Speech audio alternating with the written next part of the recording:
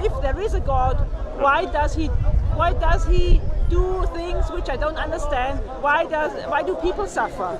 Right, yeah. And then you can't answer. Well, actually, it's difficult to answer. Actually, it's not really difficult if you think about it. Yeah.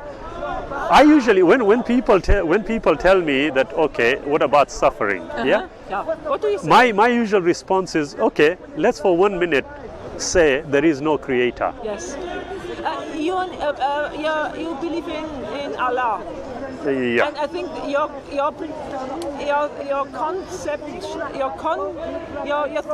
The concept. picture of God is a judge. No. Well, actually, if you take the concept, it is actually found in the Quran in chapter 112, where it says, say, Allah is one, eternal absolute, Allah begets not, nor is begotten, there is none like unto the Creator, Allah.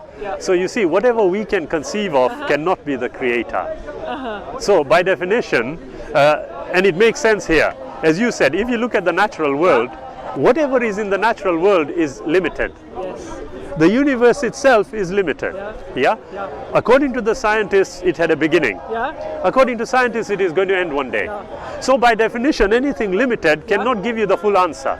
Yes. You have to seek it somewhere else. And the thing about the suffering? As I said, the suffering. If you for 1 minute take God out of the picture, is there suffering? If an atheist is looking at the world, an atheist who doesn't believe in God, is there suffering in the world according to him? Yes, there is. Yes. How can you explain that? Because if you think about it logically, the very fact that we are limited entities automatically means that we are going to have things which we will not like. Yes. By definition. So for example, if I ask you, stretch your arm out. If I try and push it any further, what will happen? It will break. It will break. But they say, if there was a God, he would avoid suffering. He would come down and say, stop, you can't do this. Agreed. But he doesn't do it. Agreed. They say. Agreed. Yeah? That's what they say. But that is their lack of understanding. Because if you think about it, and it's very logical. If you are saying, if there was a God, he would have done X, Y, and Z. Who says he would have done X, Y, and Z? I don't understand. I don't quite understand. I'll repeat. If, for example, they say that, if there was a God, why does he allow suffering? He should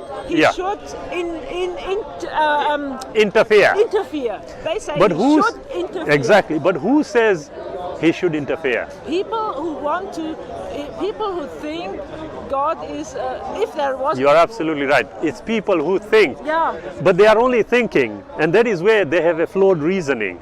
Because by definition, for you to fully understand why, if the Creator is not interfering, you have to obtain the answer from the Creator. Logical. But if you are to sit under a tree and keep saying, why is there suffering? If there was a God, why? You can do that. But you are defeating yourself because you are not seeking the answer. And logic dictates the fact that we are limited entities. It automatically means there are going to be things which we will disapprove of. And people are waiting for a God who takes away these things. But who has told you that? Who told you that's what God must be thinking, in inverted commas? How do we know this? You see, you will find it is all due to what we think based on the experience we've had with discussions with other people. But the final analysis, you will find that for us, the logic here has to be this. And it is like this. You look about 35. Okay. Oh, thank you. You're welcome. You're welcome. That's only true. No, not at all, Anna. Not at all. I'm not trying to be nice. I'm not trying to be nice. No. But Anna, in the final analysis, you see, there's one thing we have to think. There was a force, an unknown force or energy that started off the universe. Okay, yes. Anything in the universe that is contained, by definition, is limited. Yes. if there is anything beyond the universe, by definition, is not limited. Yeah, but we don't know. So logic, exactly. Now logic dictates that the thing that is superior and the thing that is inferior, logic dictates that the inferior cannot make the decision on what the superior is unless the superior communicates to the inferior. Yes. Logical, isn't it? So the first question that ought to be asked and answered is there a creator?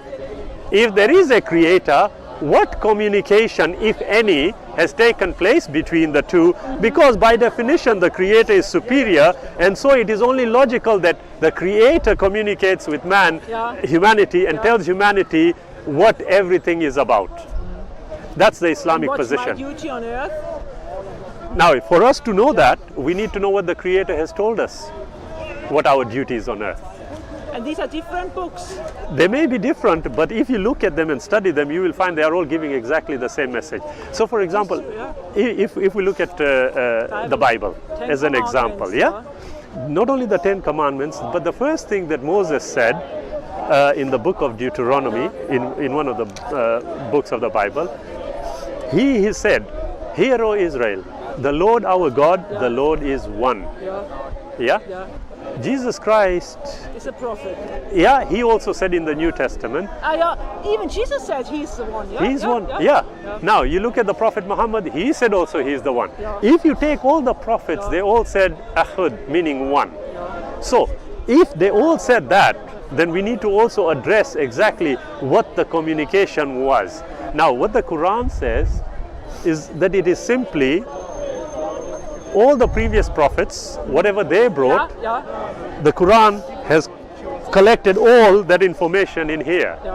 And I am on a logical basis, I am very confident, and I tell anybody that if you were to read this, the questions that you have asked about suffering, etc., you will find the answers to in here. Now, when I'm discussing with people, I never tell them, I'll tell you, because I'm a human being like you.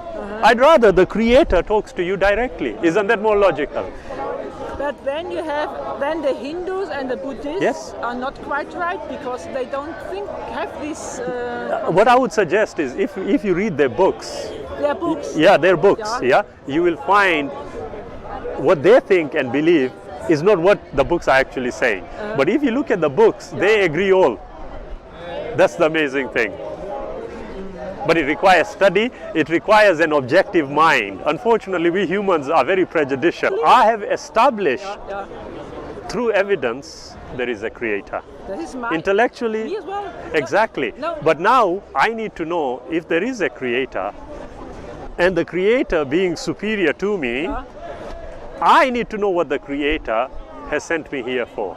I can't make my mind up just by thinking I'm very clever. Because I know I will end up with the wrong answer. And you ask him every day, what do you want from me? I don't ask, I don't need to, because the guidance in here is already available for exactly why I'm here, what I need to do. In other words, it is like this. The Mercedes-Benz, you know these very expensive ones nowadays, they come with an instruction booklet. What for?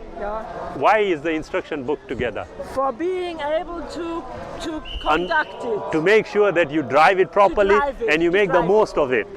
Now, isn't it logical that the Creator gives you an instruction booklet for you to drive yourself properly? Okay. And that is what He has done with the Quran.